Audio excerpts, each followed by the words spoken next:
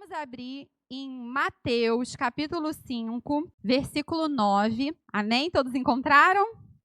Que diz assim: felizes os que promovem a paz, pois serão chamados filhos de Deus. Vamos orar.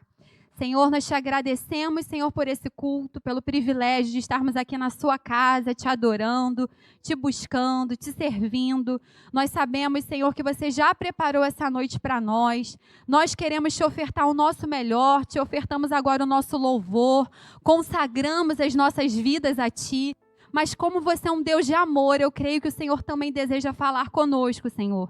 Então prepara os corações, Senhor, que caia essa semente em terra boa, Senhor, e que ela venha frutificar, Senhor.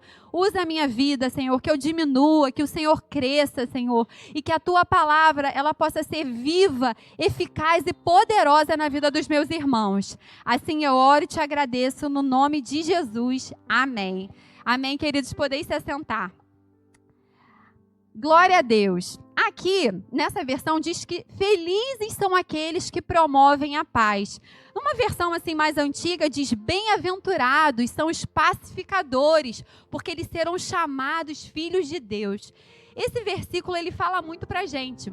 Ele fala que a pessoa que promove a paz, a pessoa que busca o shalom, que busca viver em paz, são pessoas que são reconhecidas como filhas de Deus. São pessoas que testemunham que elas têm o Espírito Santo. Então, eu creio que isso é algo que nós precisamos desejar. A gente precisa desejar ser reconhecido como aqueles que promovem a paz. E por promovermos a paz, nós vamos ser felizes, como diz esse versículo.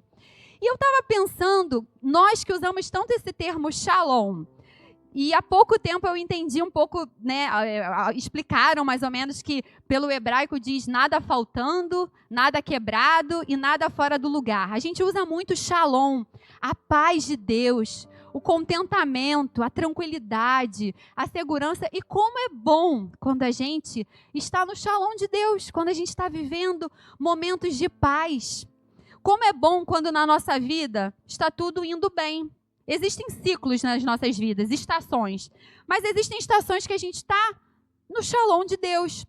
Os filhos estão bem, nosso casamento está bom. O ministério, você está produzindo, você está feliz, você está com seu devocional em dia. No seu trabalho, as coisas vão bem, por mais que você tenha desafios, você está dando conta. O shalom, a paz de Deus, como é maravilhoso quando a gente está vivendo dias de paz. E nós precisamos ser aqueles que tentam evitar realmente que a contenda, que os conflitos eles cheguem até as nossas vidas, no nosso casamento, na nossa família. Nós temos que ser aqueles que se esforçam por trazer a paz.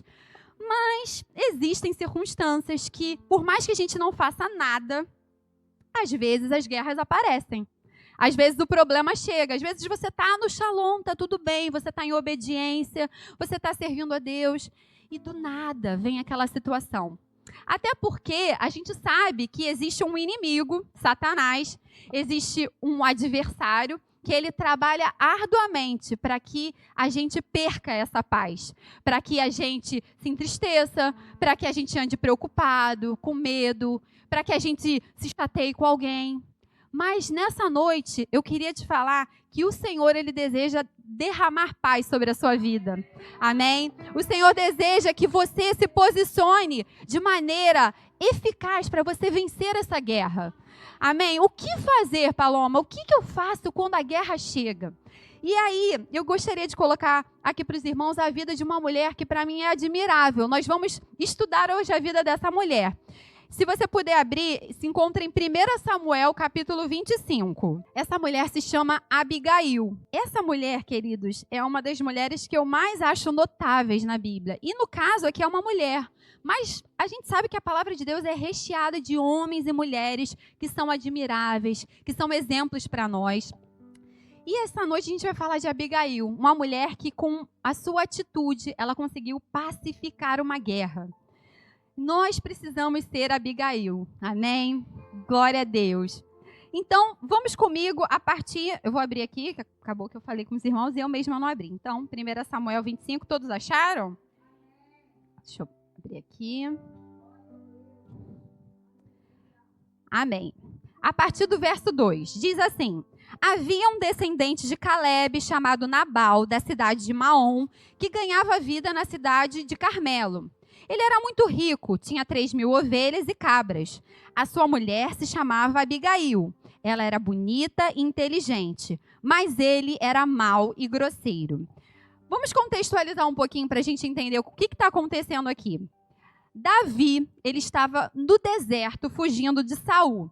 Davi já havia sido ungido rei, Davi já tinha matado Golias, Samuel já tinha morrido nesse caso. Saul tinha muita inveja de Davi e Davi estava com seus homens, cerca de 600 homens no deserto. E ele estava numa região chamada região do Carmelo. Nessa região havia um homem muito poderoso e muito rico. Esse homem se chamava Nabal. A Bíblia descreve esse homem como um homem mau e grosseiro. Nas versões assim mais antigas falam que era um homem tolo, um homem insensato, um homem ignorante. E ele era casado já com uma mulher o contrário dele, sábia e bonita. E aí, a primeira lição que eu gostaria de extrair aqui nesse texto é que, apesar da gente às vezes conviver com pessoas tolas, com pessoas insensatas, isso não faz com que você mude.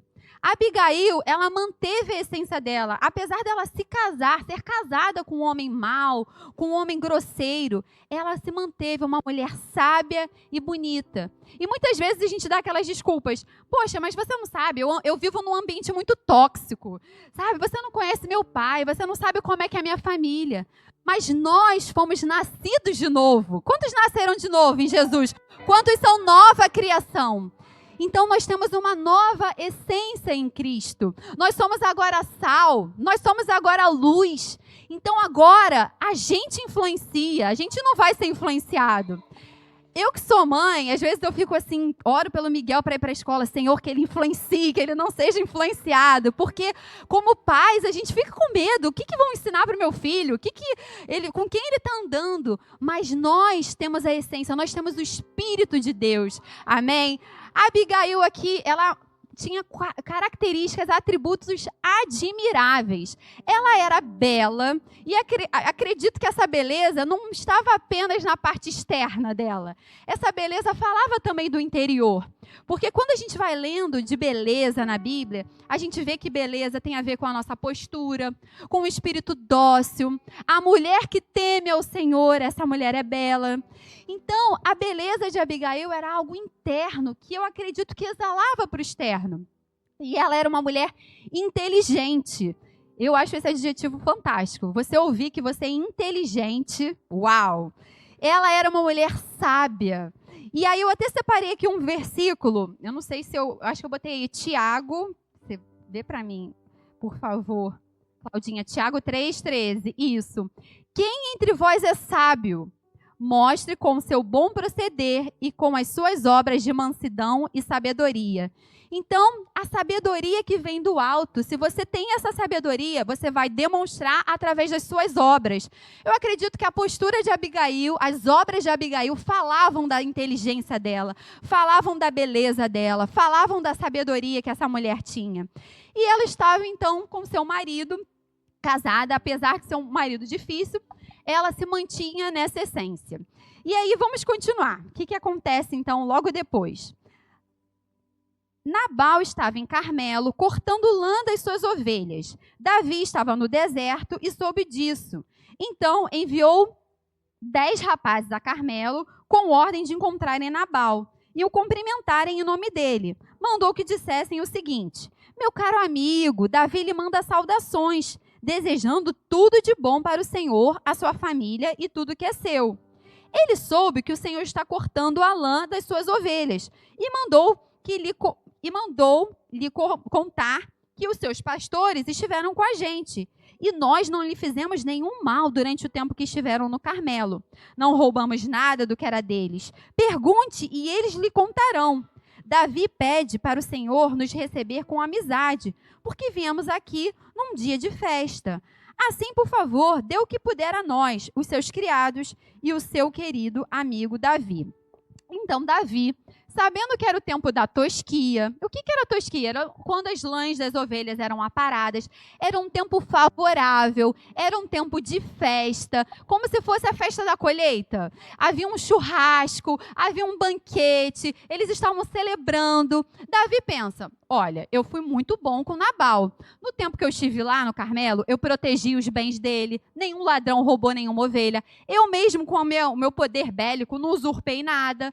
Então, eu vou trazer a memória de Nabal, o quanto eu fui bom para ele, e eu acredito que pela lei da reciprocidade não vai fazer mal nenhum, ele não vai me trazer, me dar um churrasco, umas marmitas, porque eu estou no deserto com 600 homens, ele está com uma fartura, eu acredito que ele vai se lembrar. E Davi chega de uma maneira amigável, esperando a reciprocidade. Mas ao invés disso, o que acontece? Vamos continuar aqui.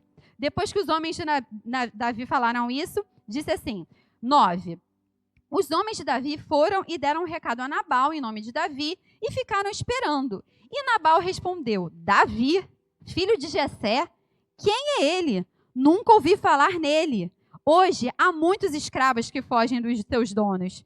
O meu pão, a minha água, os meus animais que matei para dar aos meus empregados, eu não darei a homens que nem sei de onde vieram. Nabal aqui menospreza Davi. Nabal aqui despreza Davi. Não houve gratidão, houve orgulho, houve egoísmo. E a primeira coisa que eu queria destacar é que nós precisamos ter um coração grato. Nós precisamos lembrar sempre daquelas pessoas que nos ajudaram. Se você puder parar agora aí no seu momentinho, na sua cadeira, traga à memória alguém que já te abençoou. Quantos já foram abençoados por alguém? No seu trabalho, sabe, na sua família. E eu lembrei de uma história, porque o meu marido, ele tem 2 tios, a tia Fátima e o tio Antônio Carlos, que quando o Alan ele era pequeno, os pais dele não tinham assim, a oportunidade de estar sempre levando eles para cinema, McDonald's. E esses tios dele não tinham filhos. E eles tinham o costume de, toda vez que eles viajavam, vão para Petrópolis, vão para a região dos lagos, eles pegavam o Alan e a Michelle. O Alan tem uma irmã chamada Michelle. E eles depositaram tanto amor na vida do Alan. O Alan me contou que todo mês eles ficavam esperando, porque eles sempre compravam um lanche no McDonald's, que era chamado de lanche carioca. Para vocês verem. Quem conhece o lanche carioca? Eu nem sabia que isso existia. É da época do Alan, né, gente? Porque ele tem mais de 40. Eu tenho menos. Brincadeira, eu tenho 40. E aí, o Alan, eu vejo o carinho que ele tem até hoje com esses tios. Ele beija, ele abraça, ele liga. O tio dele, às vezes, manda no Instagram, no Facebook, esqueceu do seu tio? Aí o Alan, que isso, meu tio amado? É tão importante que a gente se lembre dessas pessoas que sempre nos abençoaram, promoveram o bem. Eu sou uma pessoa tão abençoada, eu não posso nem falar aqui muito aqui, mas eu tenho amigos que me abençoam. Eu tinha que fazer um exame outro dia, eu estava desesperada. Aí a Jaque falou, eu fico com a Laura para você fazer o exame. Ficou com a Laura lá no laboratório, a Laura andando para um lado e para o outro, eu lá paradinha fazendo o exame.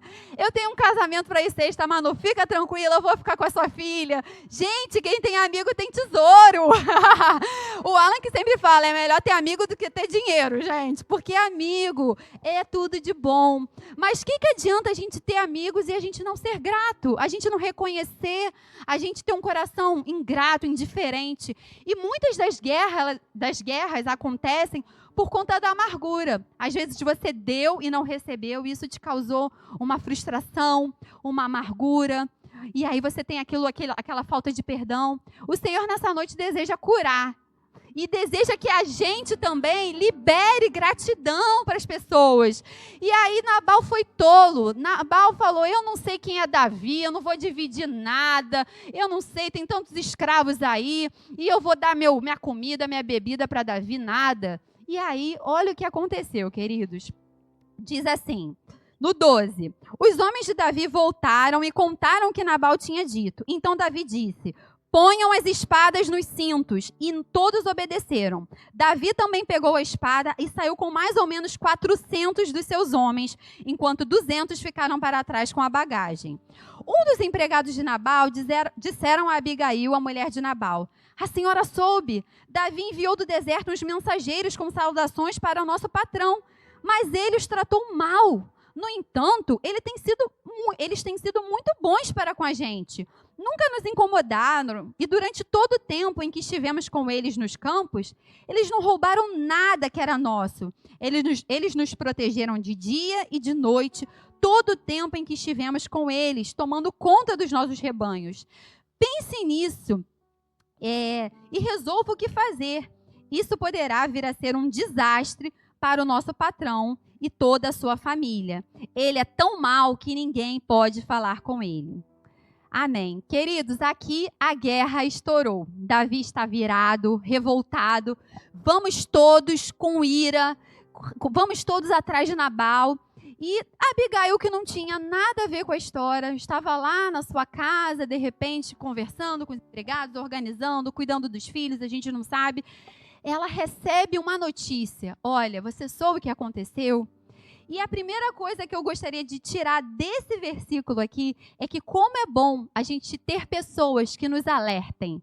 Como é bom a gente ter pessoas confiáveis ao nosso lado. Porque é muito legal a gente ter amigos que só elogiam, que falam, uau, poxa, que bacana.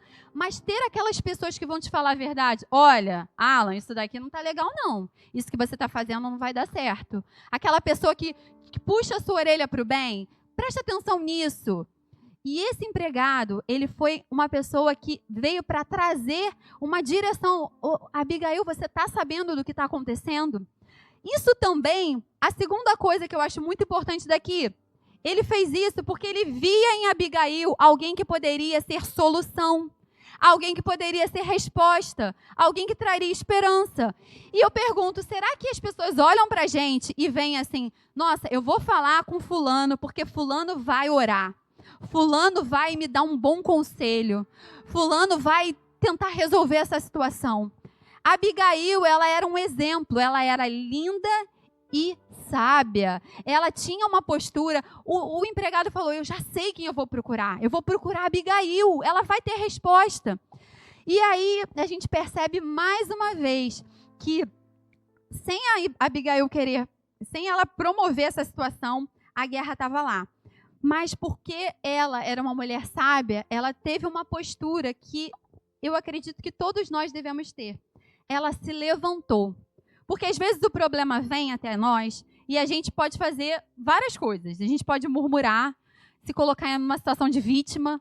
Ai, tá vendo esse meu marido tolo, eu não fiz nada.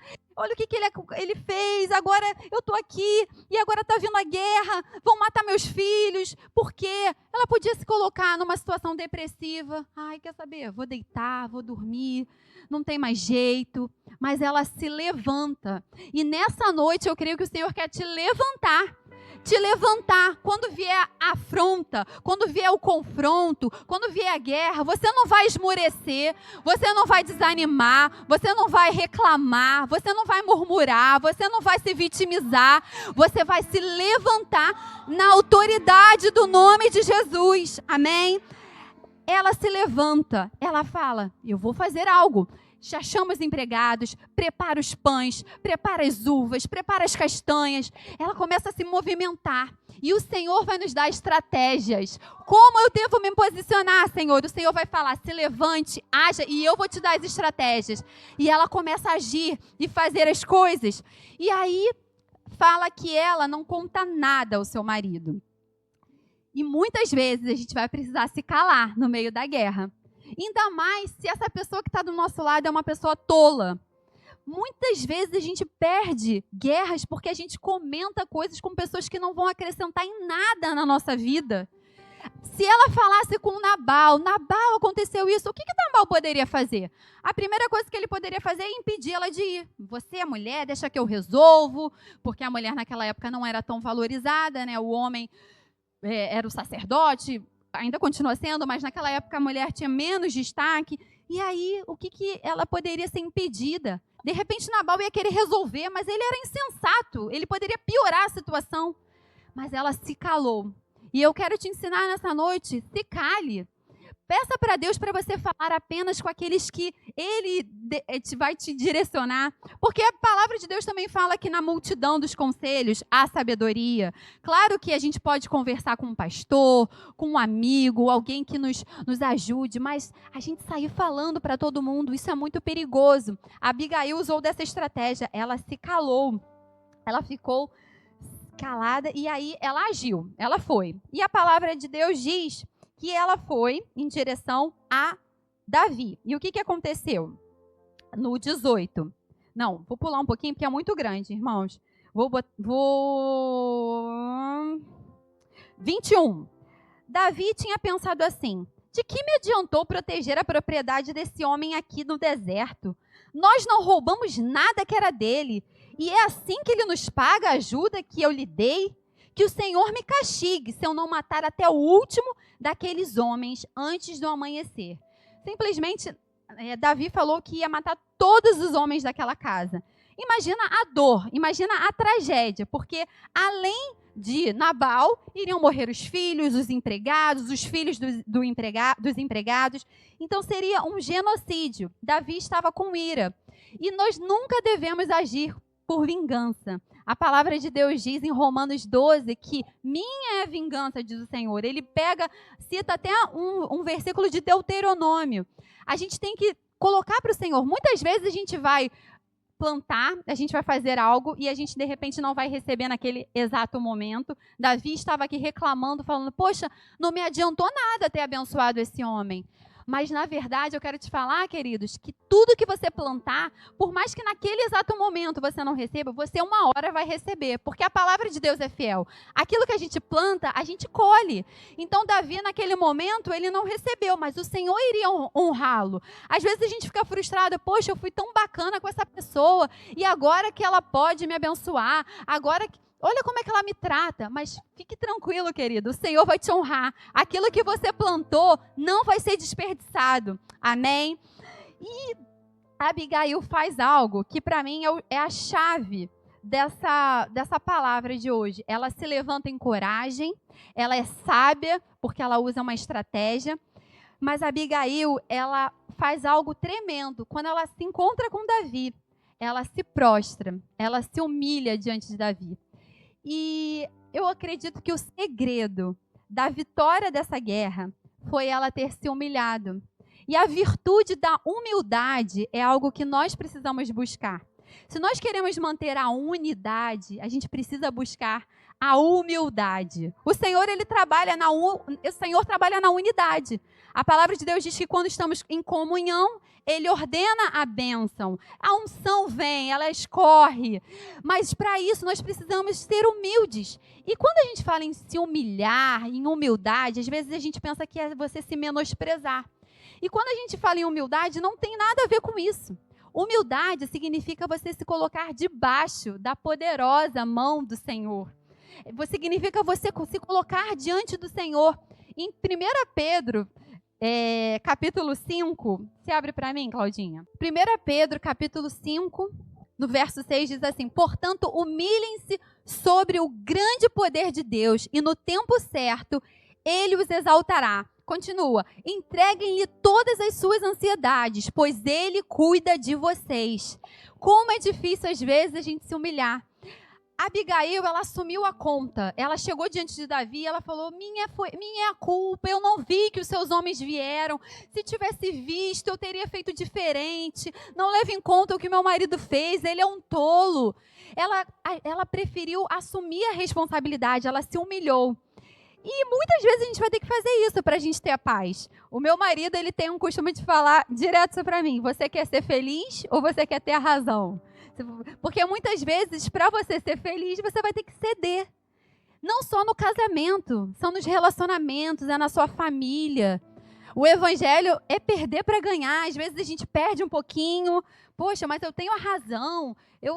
Mas você se cala, você assume, você cede, mas você ganha a paz, a unidade, o amor. E a nossa carne, tudo que ela não quer é se humilhar. A nossa carne quer estar em primeiro lugar, ela quer ter opinião, ela quer estar certa. Mas o Senhor foi aquele que foi humilde. Ele mesmo fala: aprendam comigo, que eu sou manso e humilde de coração. Então, a virtude da humildade é algo que a gente precisa buscar. E aí ela fala no 24 aos pés de Davi, dizendo: por favor, Senhor, escute-me. Eu sou a culpada. Por favor, não dê atenção a Nabal, pois ele não vale nada. Ele é exatamente o que o seu nome quer dizer, tolo. Eu mesma não vi os rapazes que o Senhor mandou. Foi o Senhor Deus que me impediu que o Senhor se vingasse e matasse os seus inimigos. Agora eu juro pela sua vida e pela vida do Senhor que todos os seus inimigos e todos os que querem prejudicá-lo serão castigados como Nabal. E aí ela continua, é bem grande, e a gente vai voltar para o 35. Então Davi aceitou o que ela havia trazido e disse: volte para casa e não se preocupe, eu farei o que você quiser. Você vê que ela conseguiu aplacar a ira de Davi, um grande guerreiro de um exército de 400 homens, com a humildade. O Senhor, nessa noite, Ele quer nos ensinar algumas coisas com essa palavra. O Senhor vai nos dar sabedoria, estratégias. O Senhor, Ele vai nos dar coragem. É um tempo da gente agir. Chega da gente ficar paralisado nas situações, aceitando. Aconteceu uma situação com a gente, hoje estou cheia dos exemplos, mas vou falar mais um para vocês. No mês de julho, eu e o Alan, a gente passou por algumas dificuldades e eu achei que fossem coisas naturais, mas depois eu fui percebendo que não. A primeira coisa que aconteceu, uma coisa que acontece com todo mundo: meu gás, meu aquecedor, pifou. E aí foi super ruim, porque estava naquela semana do frio, aquele frio brabo, e a gente tendo que tomar banho frio. O Alan já começou a se acostumar, ele pulava, ia no banheiro. Amor, já estou até me acostumando. E eu desesperada, meu Deus, tenho que lavar meu cabelo, ficava enrolando para lavar o cabelo, porque banho assim, tranquilo, né? Lava. Agora lavar o cabelo ia ser mais difícil. Aí eu até pedi para uma vizinha, gente, para vocês terem uma noção, para tomar banho na casa dela. Inclusive, essa vizinha é daqui da igreja, a Sheila. Sheilinha, posso tomar um banho na sua casa para eu lavar meu cabelo? É bom ter amigos, viu, gente? Amigos são tesouro. E aí, estou honrando a vida da Sheila, agradecendo. E aí, tomei banho lá, tudo. Primeira coisa que aconteceu, Aí foi uma coisa chata, a gente achou que ia ser só trocar uma peça e de repente o técnico vai lá e fala: olha, pifou tudo, vai ter que comprar um aquecedor novo. Não era uma coisa barata, a gente não estava podendo. Aí, vamos lá. Aí nessa mesma semana, a Laura começa a ficar doente. Eu tenho uma filhinha de 1 aninho. Começou a ficar resfriada e tal, 37,5. Poxa, vou levar no hospital, né? Vou ver, vou controlar. Fui dando os remédios, cheguei no hospital. Olha, sua filha está com bronquiolite, sua filha está com uma pneumonia no pulmão, ela vai ter que internar. Sabe, só guerra. Você estava tranquilo no Shalom de Deus. Amém. A igreja orou, graças a Deus que eu tenho uma igreja que me ajuda. Nós oramos, a Laura ficou lá. E eu lembro que um dia eu estava no hospital, eu estava meio desanimada. Eu orava, mas eu estava assim, triste. E aquilo estava meio que me mortificando, eu não sei explicar, me paralisando, assim, estava morna, assim, aceitando aquilo, vai melhorar. E a minha mãe me ligou e falou assim: Paloma, se levanta em oração, o inimigo tá indo até a sua casa, você não pode ficar parado. Foi um dínamo, assim, para mim, e eu comecei a orar e declarar. E no dia seguinte a Laura saiu. Só que naquele tempo que a gente estava no hospital, o Alan foi um dia para o hospital, porque ele me rendia, ele falou: amor, tem uma notícia meio chata para te contar. Outra? O que houve?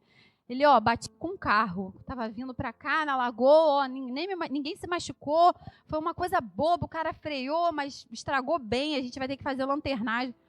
Aí eu, meu Deus, é o gás, é a Laura, é o carro. Eu comecei a perceber que eram ataques, um atrás do outro. A Laura saiu do hospital, falei com a pediatra: poxa, o Miguel ficou às férias, eu estava no hospital, o Miguel ficou em casa, queria fazer algum passeio com ele, para ele curtir. Ela falou: então faz ao ar livre, porque a Laura não pode ficar em ambiente fechado. Fomos ao Bioparque.